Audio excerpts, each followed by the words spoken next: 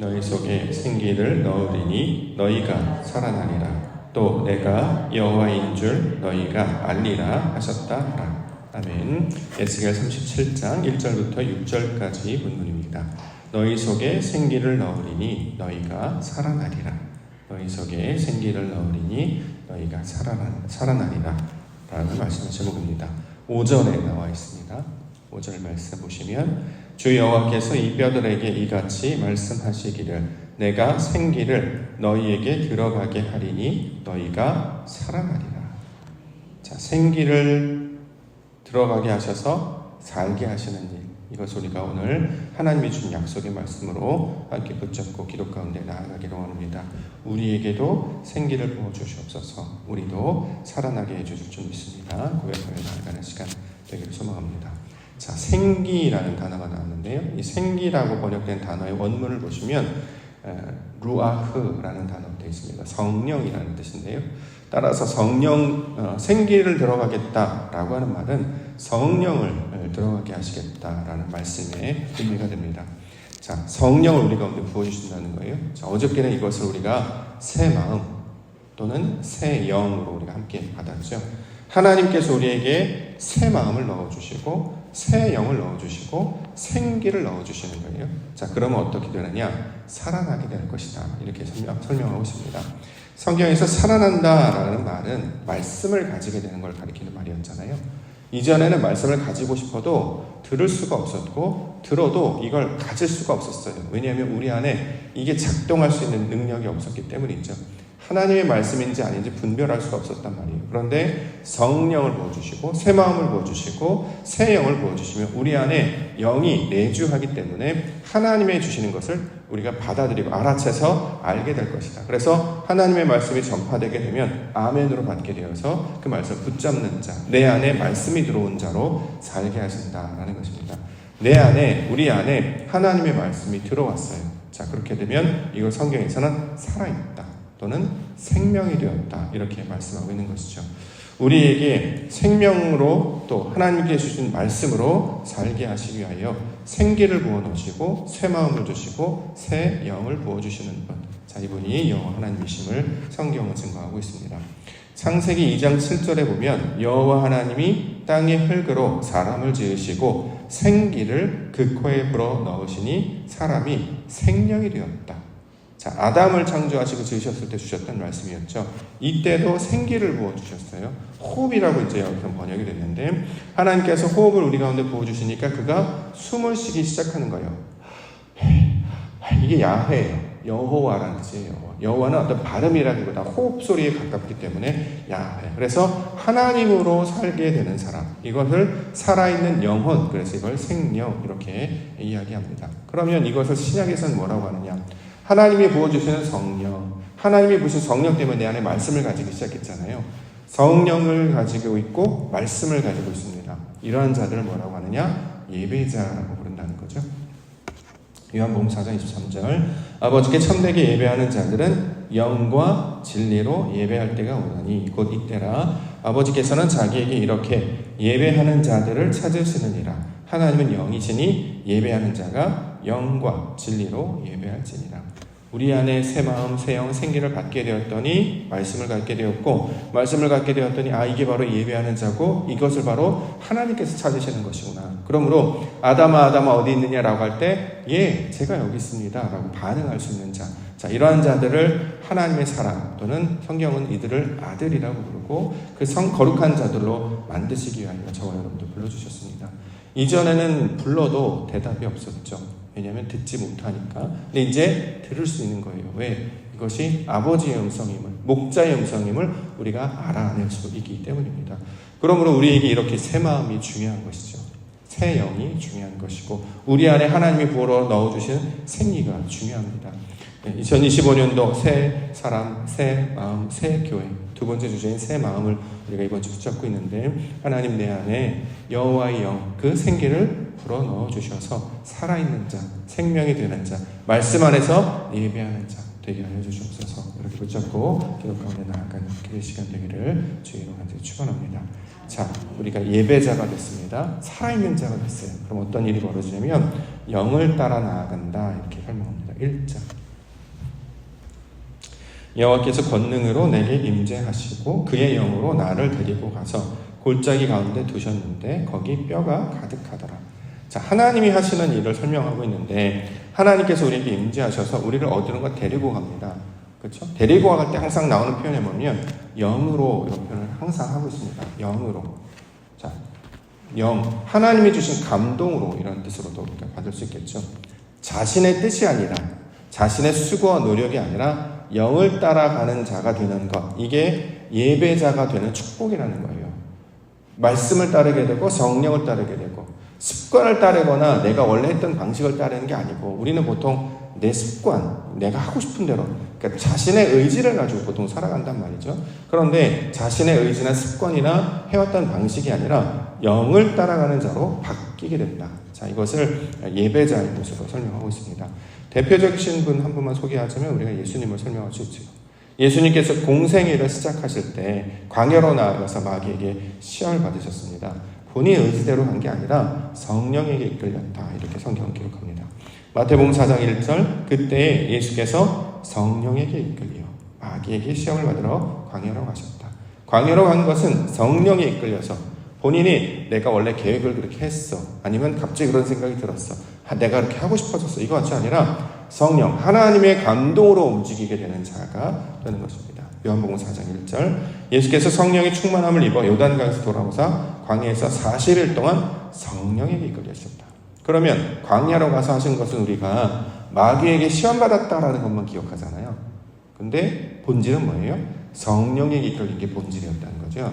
그래서 그런 것들이 다가와도 흔들림이 없었다. 하나님만 바라보게 되더라. 이게 사실은 광야에서 시험받았다. 그래서 마귀가 시험받았던 게 뭐 계속 있었겠습니까? 그렇죠? 그게 아니라 성령 충만함을 40일로 설명을 하고 있고 그는 언제 어디서든지 성령에 이끌리시는 분이셨다. 왜 이렇게 설명하느냐? 우리도 성령에 이끌린 자가 되게 하신다라는 거예요.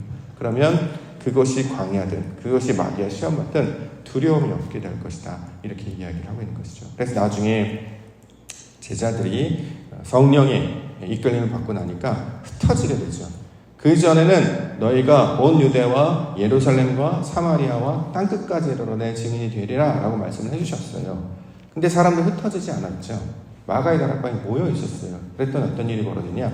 박해가 시작됩니다. 강제적으로 흩어버리는 거예요. 그럴 때 두려움 없이 나아가게 된다는 거죠. 그래서 빌립이 여러 성에 들어가 사마리아 성에 들어가기도 하고 이디오페 내시를 만나기도 하고 여러 이렇게 흩어지는 일들이 나아가게 됩니다. 우리 육신이나 본질이 자꾸 자신의 생각으로 응집하려고 하는 것을 하나님께 흩으셔서 말씀을 따라가도록 영을 따라가도록 왜냐하면 두렵질 않은 거죠. 마치 부모의 사랑을 많이 받은 아이들이 사랑과 주권의 충만한 가운데 있으면 무엇이든지 해보려고 하는 도전 어떤 용기를 갖는 것처럼 이렇게 하나님의 호흡과 생명을 받은 자들은 두려움이 없이 성령에게 이끌린 자가 된다라는 것입니다. 오늘 새벽 예배 가운데 오신 분들도 저는 성령에 이끌렸다고 생각합니다.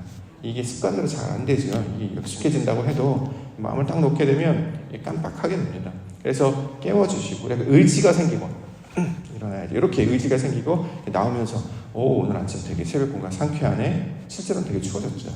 엄청 어떤 사람 추운 거 이럴 수도 있습니다만 코가 그냥 뻥 뚫리는 느낌, 상쾌하다 이런 느낌을 받는단 말이죠. 그러니까 어떤 생각을 가지고 나아가느냐, 내 안에 성령이 들어오시게 되면 세상의 것들을 다르게 해석하기 시작하는 거예요. 추워졌다 이게 아니라 상쾌하다. 가는 것이 오히려 기쁘고 찬송하고 말씀 주실 걸 기대하고 자 이런 모양으로 살아가는 것처럼 인생 또한 인생이라고 하는 광야도 하나님께서 우리와 함께 하시고 그의 생기와 성령과 새 마음으로 부어주셨기 때문에 자 이처럼 영에 이끌리는 자로 살게 된다라는 것입니다. 이게 하나님이 부르신 자들에게 주시는 선물이요 축복의 은혜가 된다라는 것입니다.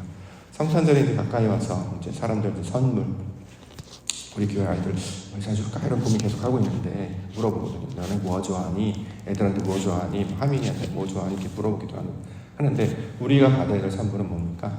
성령이잖아요. 아버지가 아들에게 주는 가장 좋은 것 성령을 선물로 받게 된다는 것이 어떤 것인지 그러면 내 의지가 아닌데 어떻게 내 이런 일이 벌어지지? 이거에 좀 익숙해지는 거예요. 그렇게 살게 하시려고 저와 여러분들 불러주신 적이 있습니다. 생기를 넣어주시옵소서, 살아있게 하여 주시옵소서. 자, 그 다음에 나오는 표현이 주께서 하시나이다. 3절. 그가 내게 이르시되 인자야 이 뼈들이 능히 살 수 있겠느냐 하시기로 내가 대답하되 주 여호와여 주께서 하시나이다. 자, 먼저 이제 뼈들을 자꾸 설명하니까 여기서 뼈 하는 뼈가 도대체 뭐냐? 우리 창세기에 보면 아담이 하와를 만들 때 살 중에 살이요 뼈 중에 뼈다 이런 말이 하잖아요. 자, 하와를 만들 때 어떻게 만들었냐면 아담의 갈비뼈 하나를 취해서 그걸로 하와를 만들었단 말이죠. 이 뼈라는 말은 이제 상대를 가리키는 말이에요. 상대.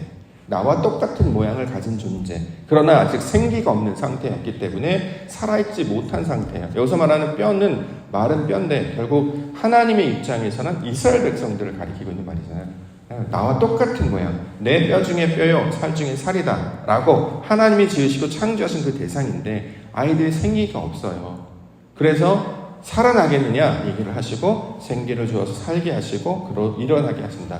우리가 마치 마른 뼈들과 같이 아무런 생기 없이 골짜기에 다 쓸어있는 시체들처럼 그렇게 처져 있거나 누워있거나 엎어져 있었는데 하나님께서 찾아오셔서 깨워주시는 거죠. 자, 이래서 마른 뼈들이라 라고 할 때 이 뼈들은 우리를 가리키는 말이다 라고 우리가 말씀 받으면 좋겠습니다.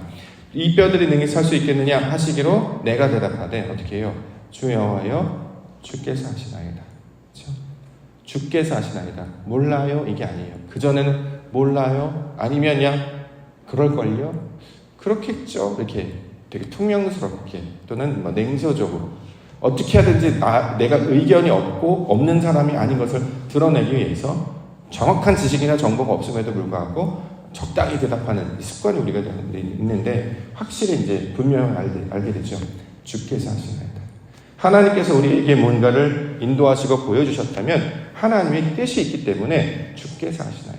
내가 이 자리에 온 것도 주께서 하시나이다. 우리가 보내심을 받은 것도 주께서 하시나이다. 이렇게 영의 이끌림을 받는 자, 이렇게 하나님을 만난 자는 내 뜻으로 하는 것이 아니라 하나님의 뜻으로 하는 것인데 여기에 분명한 의도가 있음을 알게 되는 것을 가리키는 말입니다. 주께서 하시나이다 하니까 자주 떠오르는 누군가 있지 않습니까? 요한의 아들 시몬아 네가 나를 사랑하느냐? 라고 할 때 시몬이 뭐라고 합니까? 내가 주님을 사랑하는 줄을 주님께서 하시나이다. 똑같은 표현이잖아요. 이렇게 내 의지와 판단을 하지 아니하고 하나님이 하셨으므로 하나님께서 아십니다. 내가 그것을 인정하고 받아들이겠습니다. 모든 것을 맡기고 신뢰하는 자가 되겠습니다. 라고 고백하는 것입니다. 결국 주께서 하시나이다 라고 하는 것은 나는 모르고 주님께서 한다 이런 표현이라기보다 주님의 의지가 뜻이 있을 대로 합력하여 선을 이루실 줄은 나는 확신한다. 그 말씀대로 이끌 때 나는 순종하겠다. 이런 고백까지도 이 단어 안에 들어가 있음을 말씀하고 있습니다. 예배자가 바로 그런 뜻 아니겠습니까? 우리를 부르신 이도 하나님, 나를 부르신 이도 하나님, 나를 일으키신 분도 하나님, 그 하나님의 뜻대로 하는 것. 이것을 이제 은혜라고 이야기하는데 그 말씀으로 우리가 인도를 받아서 오늘도 주님께서 뜻이 있으셔서 인도하시고 보내시고 세우신 것, 하나님께서 우리에게 선을 이루실 것을, 우리에게 좋은 것 주시는 분심을 우리가 아오니 주님이 아시나이다. 그 안에는 내가 주를 사랑하는 줄 주께서 아시나이다. 여기까지가 누가 있음을 우리가 알 수 있겠습니다. 따라서 주님께서 아십니다. 하나님의 길을 신뢰하며 나아가겠습니다. 이렇게 고백하며 나아가는 시간 되기를 원합니다. 자, 마지막으로 주는 예배자로 주시는 은혜와 복은 4절에 나와 있습니다. 또 내게 이르시되 너는 이 모든 뼈에게 대언하여 이르기를 너희 마른 뼈들아 여호와의 말씀을 들을지어다. 6절 너희 위에 힘줄을 두고 살을 입히고 가죽으로 덮고 너희 속에 생기를 넣으리니 너희가 살아나리라. 또 내가 여호와인 줄 너희가 알리라 하셨다 하라. 자, 하나님이 우리를 부르셔서 인도하실 때 가장 귀한 은혜와 복이 뭐냐면 말씀을 듣는 거예요. 하나님의 소식을 듣는 거죠. 이게 우리가 하늘 양식 아닙니까? 그래서 계속 하나님에 관한 소망을 품게 되고 기대를 하게 되고 무언가 설레는 마음을 갖는 것. 이게 바로 예배자에게 주시는 복, 선물 같은 것이죠. 하나님에 관한 소식을 듣지 않으면 세상의 일들은 다 무익한 것이잖아요. 헛된 일이라는 거예요. 뭔가 할 것 같지만 아무것도 이루어지지 못하고 역사할 것 같지만 제대로 이루어지는 건 거의 없습니다. 그런데 하나님께서 우리에게 말씀을 듣게 하시는 것은 그렇게 할 것이다 라고 하는 실제로 나타난 일을 듣게 하신단 말이죠. 엊그제 우리 지난주에 일기예보에 분명히 눈이 온다고 했는데 11월에 눈을 경험한 적이 없었기 때문에 뭐 눈 와봐도 12월도 아니고 11월 달이니까 뭐 잠깐 오고 말겠지. 눈이 많이 온다고 하는데 많이 와봤자 뭐 그러다 말겠지 하는데 어마어마하게 오는 걸 보게 됐단 말이죠. 자, 이렇게 내일 무슨 일이 일어날지, 오늘 무슨 일이 일어날지, 앞으로 무슨 일이 일어날지를 먼저 듣는 거예요. 그럼 기대하게 되지 않겠습니까? 눈이 온대, 장난 아니게 온대, 우와 엄청나게 온대 라고 준비를 하겠죠.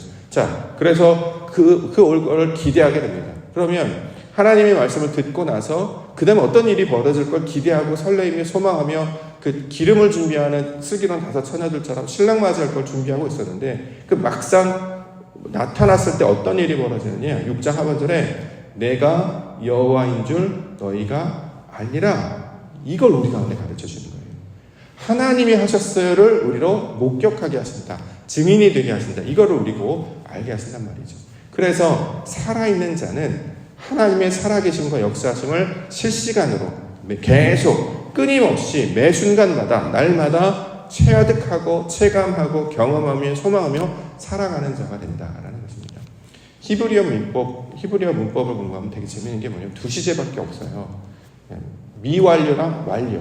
했느냐 아직 안 했느냐 아직 다가올 것. 이건 하나님이 하시는 일, 이루신 일 2가지밖에 없어요. 그래서 항상 미완료, 하나님이 하시는 일을 나타날 때 앞에 요드라는 단어가 붙는데 이 요드는 무슨 뜻이냐면 하나님의 손이라는 뜻이에요.